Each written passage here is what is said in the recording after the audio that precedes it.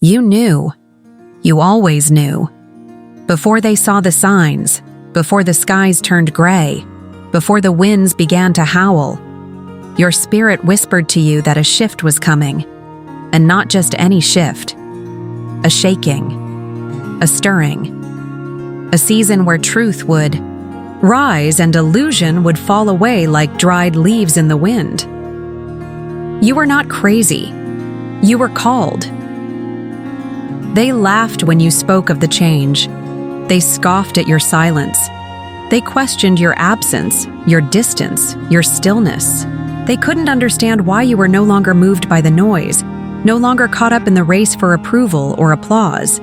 But now they see, don't they? The same community that once rejected your warnings is now trembling in uncertainty. What once made you the outsider now makes you the only one holding clarity. My dear one, let me tell you something sacred. The soul always knows before the eyes can see. You were chosen not to be praised, but to be prepared. Not to be loud, but to be anchored. You see, a monk doesn't speak unless the silence has already taught him the truth. And in the stillness, I have seen your path. There is something deeply spiritual happening across this world. And you, yes you, have been positioned in a place not of accident, but of alignment. You were meant to feel different. You were meant to feel heavy in the heart at times, because the weight you carry isn't just your own. It's generational. It's ancestral. It's spiritual. You carry the truth others were too afraid to even whisper. Let me take you back to a story from my own early days. When I first entered the monastery, I thought I was there to find peace. But what I found was a mirror. A mirror that showed me every fear I had avoided, every truth I had buried, and every lie I had believed about myself. It shook me. And that's when my teacher said something I will never forget. Peace does not come from avoiding the storm. It comes from learning to breathe in the middle of it. That breath is what you're taking now. That storm is what we are in. But the difference is this: you were prepared for it. This is the time to walk fully into your role, not in pride, but in presence. Let them shake. Let them question. Let them remember the one who warned them with love, not arrogance. Your compassion will be your testimony. Your peace will be your power, and your stillness will be the loudest sound in the room. We'll go deeper into this.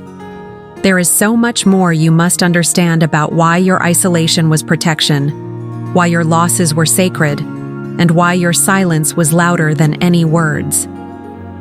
But for now, I want to leave you with a reflection. If everything you feared would happen is now unfolding, then maybe everything you hoped for is on the other side of this too. Take this in. Breathe. You're not late. You're right on time. When I say you were prepared, I don't mean you had all the answers. No. Preparation doesn't always look like certainty. Often it looks like resistance. Like long nights where your soul felt tired for reasons you couldn't explain. Like waking up with a deep sense that something was shifting inside of you, while everything outside remained the same. Like being misunderstood even by those you loved most. That's the kind of preparation the Spirit offers. Quiet, uncomfortable, sacred. And now, the fruit of that unseen labor is ripening. Let me ask you something. Have you ever wondered why the moments of deepest clarity often come during your most painful experiences? Why in the silence of heartbreak or loss, you suddenly hear a voice within you that's older than you, wiser than anything you were ever taught? That voice is not separate from you. That is your higher self. That is the whisper of the soul, remembering what the world tried to make you forget. In the monastery, we had a ritual. Every morning before sunrise, we would walk in silence around the outer walls of the temple. Not to chant, not to recite anything, just to listen. To the wind, to the birds, to our own breath, and to the rhythm of life itself. At first, I didn't understand the point. Why walk in silence? Why not pray aloud? But over time, I realized the world is already too loud. Silence isn't the absence of sound. It's the space where truth reveals itself. And that's what you've been learning. In your stillness, your solitude, your seasons of being unseen, you've been listening to your spirit, to your intuition, to the divine. And now, the signs you warned about are no longer distant possibilities. They are unfolding before your very eyes. The same people who dismissed your discernment are beginning to feel the tremble of truth. They're panicking. But you're calm. Not because you're unaffected, but because you're aligned. Let me tell you what that alignment means. It means your spirit is synchronized with truth. Not fear, not ego, not validation. It means you're no longer chasing, but attracting. No longer proving, but simply being. It means you no longer rely on the world to confirm your worth, because your worth is rooted in something eternal. You, my dear listener, are walking wisdom. You don't need titles. You don't need loud announcements. Your presence is enough. And when the world begins to fall apart, it doesn't look for the loudest. It looks for the most anchored. That is who you are. Let me offer you a small practice I learned from my teacher during chaotic times. It's called the still step. Every time you feel the energy of panic rise, internally or around you, pause for just 10 seconds. Close your eyes, place your hand over your heart, and say gently, I am not the chaos. I am the calm within. It. This small act rewires your nervous system. It reminds your soul of its eternal position. And most importantly, it interrupts the pattern of fear that tries to pull you out of your purpose. Do this often. You'll begin to see what others cannot. You'll begin to feel peace even in the storm. And eventually, they'll come to you. Not because you demanded attention, but because you embodied truth. You are not crazy for being sensitive. You are not weak for feeling deeply. You are not broken for walking alone. You are sacred. You are chosen. You are ready. And in the next part of our conversation, I will explain exactly why your isolation was necessary, how solitude sharpened your vision, and how being set apart was never rejection, but divine redirection. Yes, they're shook now. But you're steady. And this is only the beginning. So let's talk about it. The isolation. The part of your journey nobody claps for. The months, even years, where you felt invisible, even among people. The invitations stopped coming. The calls grew fewer. Conversations turned shallow. You were still breathing, still showing up. But part of you felt like you were fading out of the world you once knew. That was no accident.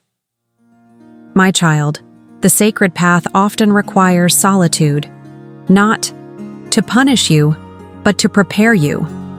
You see, isolation is a womb, a sacred chamber where transformation happens away from the eyes of the world. And the world rarely understands what it doesn't witness. When I took my first vow of silence, I was young, eager, and still very tied to the world's noise. I believed silence meant absence. But in truth, silence is full of presence. Without the distractions of approval, noise, and comparison, I began to hear myself again. Not the self the world told me I should be, but the voice beneath the masks, the real one. That voice, your real voice, has been trying to speak to you too. But in a noisy world, stillness feels awkward. Solitude feels painful. That's why most people run from it. They reach for anything, relationships, status, substances, just to avoid sitting with themselves. But you didn't run. You stayed. You surrendered to the quiet. You learned to live without the crowd. And in doing so, you became unshakable. Let me tell you a secret that changed my entire life. The one who can sit alone without fear becomes the one everyone turns to when fear takes over. And now, look around. The same people who once thought you were too quiet, too sensitive, too intense, are now looking for answers, for peace, for grounding. And they're finding it in you, not because you shouted, but because you listened. You listened to your pain. You listened to your intuition. You listened to the whispers that came at 3 a.m. when the rest of the world was asleep and your soul was wide awake. You didn't know it then, but that was divine training. You weren't losing your place. You were being repositioned. Let's pause here and breathe that in. Can you feel the shift? TUI. Recognition that your setbacks were actually sacred detours? That your loneliness was never punishment, but protection from distractions that would have kept you from your purpose? You were pulled away so you could see clearly, and now, because of that clarity, you are being called forward. You're not who you were, and that's a blessing.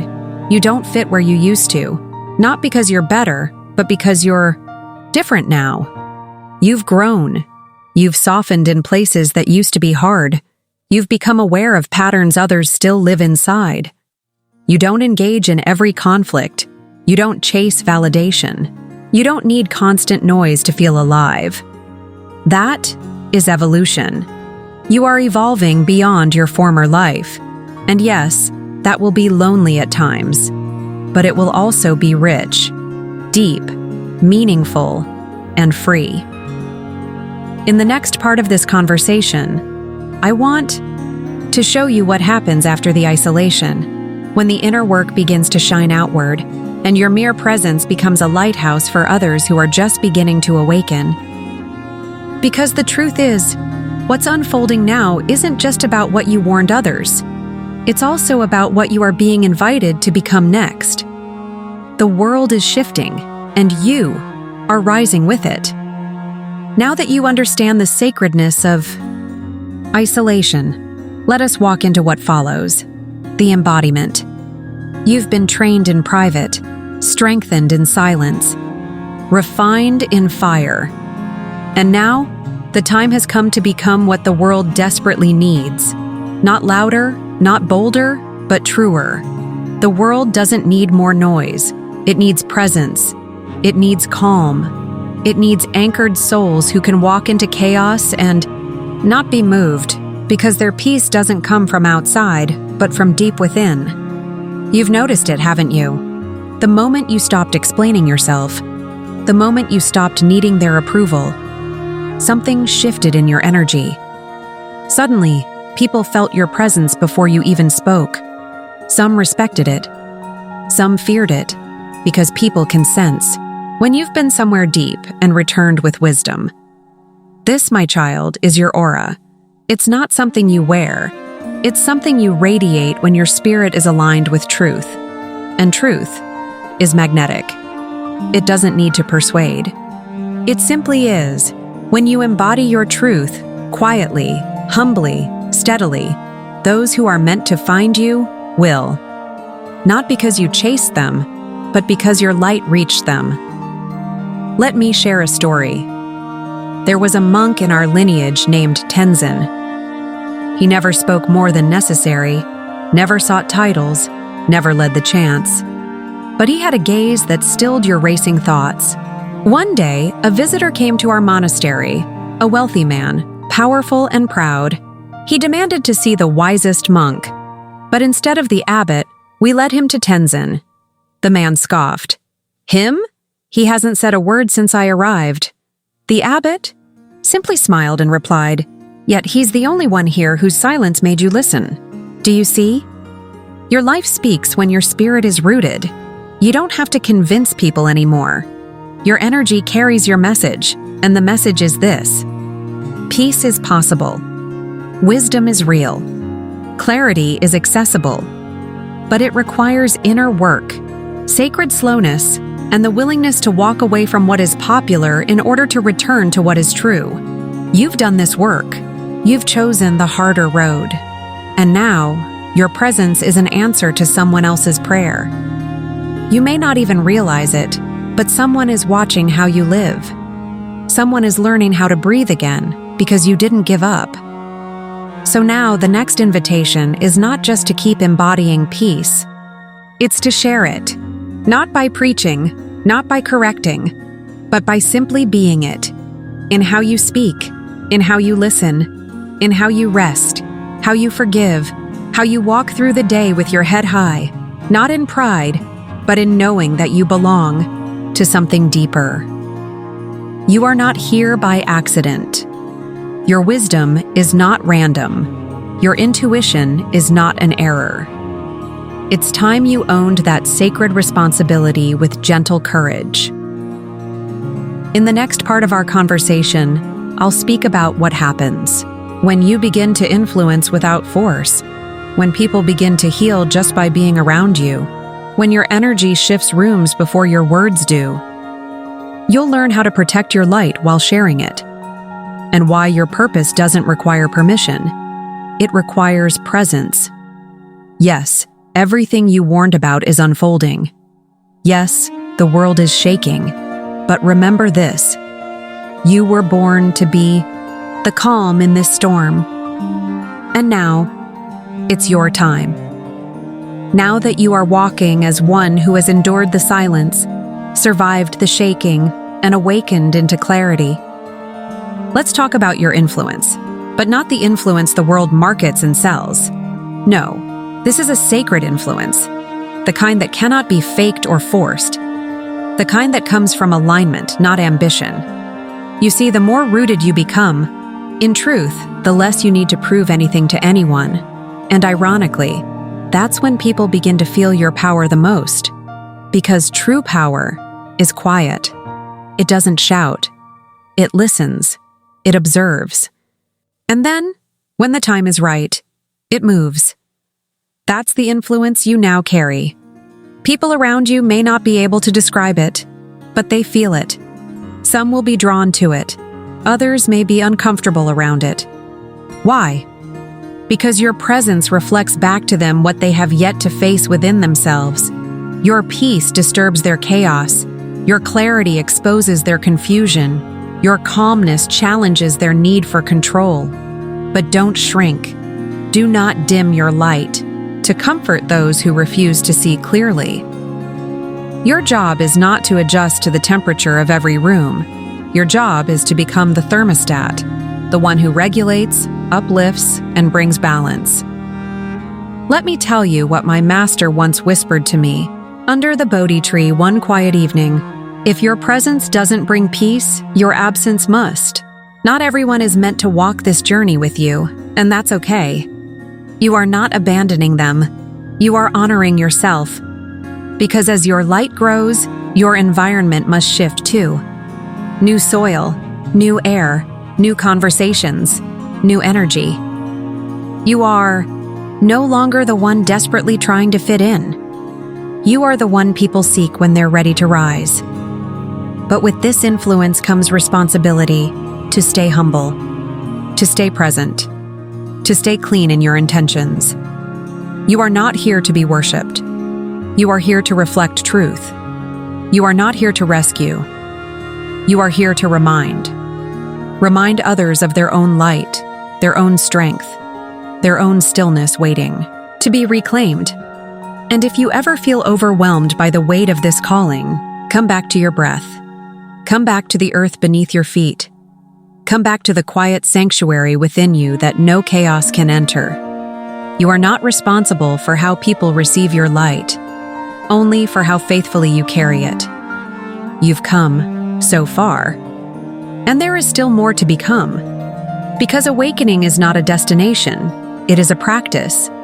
Every moment, every breath, every decision is an opportunity to choose presence again, to lead with compassion again, to speak from love again. Even now, as the world unravels, your task is not to panic, but to anchor. Be the one who reminds others that stillness is strength. That truth is timeless. That even when everything changes, the soul remains untouched, eternal. And in the final part of our conversation, I will speak to your legacy, Not the kind etched in statues or books, but the living legacy written in the hearts of those you uplift. You'll see why your journey mattered, why your tears weren't wasted, and how even now in this very moment, you are becoming the elder soul you once looked for. Because in the end, the chosen ones don't just survive the shaking, they become shelter for others when the storm arrives. And now, we've come to the final breath of this conversation. You've listened deeply, not just to my words, but to the parts of yourself that these words stirred awake. If you felt tears well up, it's not weakness. It's truth breaking through. If you felt a chill, a heaviness in your chest, or a warmth in your heart, it's because your soul is remembering who you really are, what you really carry, and why you were never meant to walk an ordinary path. You were not called to be like the rest. You were called to stand apart, not in arrogance, but in alignment. You were chosen not for comfort, but for clarity, not for popularity, but for purpose. And yes, that path is lonely sometimes. But remember, eagles do not fly in flocks. They rise alone, and they rise high. Now is the time to stop, second-guessing the way your life has unfolded. The delays, the detours, the losses, none of it was wasted. Every tear was watering the soil of your becoming. Every silence was a sacred classroom. Every closed door protected you from rooms where your spirit would have withered. And what you've gained can't be bought or borrowed. It is earned wisdom, it's carved into your spirit, and that is your true wealth. So, what now? You walk, with your shoulders back, with your energy grounded, with your heart open, not to be used, but to be of service. Not everyone will understand your light, but that was never the point. The light isn't here to be understood, it's here to illuminate. You illuminate by living in alignment, by being kind without being weak, by being present, without needing control, by being honest without needing to be loud. This is how the legacy of a chosen one is written, not in monuments or medals, but in the way people feel safer, calmer, more themselves in your presence. Because you remembered who you were, and by doing so, you helped them remember too. So when the storm rages, and it will, be the stillness in the center. When the crowd panics, be the one who breathes. When everything feels like it's falling apart, remember, nothing real can be threatened. You are the evidence of that truth. You are the calm. You are the clarity. You are the chosen one. Carry this wisdom forward, not as a burden, but as a quiet flame. Protect it, nourish it, and offer it to the world, one peaceful step at a time. And if ever you forget, if ever you feel overwhelmed again, come back to this space, these words, this silence. You're not alone, you never were. This is your season. The world may be shook, but you are steady. You are the sign, you are the sanctuary, and you are just getting started. Thank you for walking this path with me. May your days be full of presence. May your nights be full of peace. And may your journey forward be one of deep meaning, gentle strength, and lasting purpose. The conversation ends, but your story continues. Until next time, walk in light.